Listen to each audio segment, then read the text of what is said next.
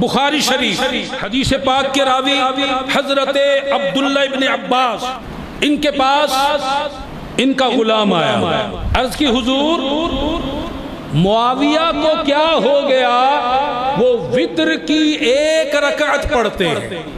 شکایت کرنے والا شکایت کرتا ہے کس کی بارگاہ میں؟ وہ بھی صحابی ہے، مشہور صحابی حضرت عبداللہ ابن عباس رضی اللہ تعالی۔ اب وہ جواب کیا دیتے؟ وہ یہ نہیں کہہ رہے کہ یہ غلط کر رہے ہیں۔ اگر حضرت ابن عباس 1 رکعت پڑھتے تو غلام شکایت کیوں کرتا؟ غلام انہیں تو 3 پڑھتے ہوئے دیکھتا ہے، جبھی تو شکایت کر رہا ہے، جبھی تو شکایت کر رہا ہے۔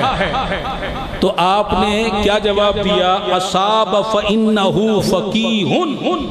ابن عباس رضی اللہ تعالی عنہما فرماتے ہیں وہ اپنے طور پر ٹھیک کر رہے ہیں، اس لیے کہ وہ فقیہ ہیں، مجتہد ہیں، وہ اپنا اجتہاد کر کے 1 رکعت پڑھتے ہیں تو صحیح عمل کرتے ہیں۔ بخاری شریف کی اس روایت کی روح سے اور حضرت ابن عباس کے فتوے سے یہ بات واضح ہے کہ حضرت امیر معاویہ عام صحابی نہیں تھے بلکہ مجتہد صحابی تھے، مجتہد صحابی۔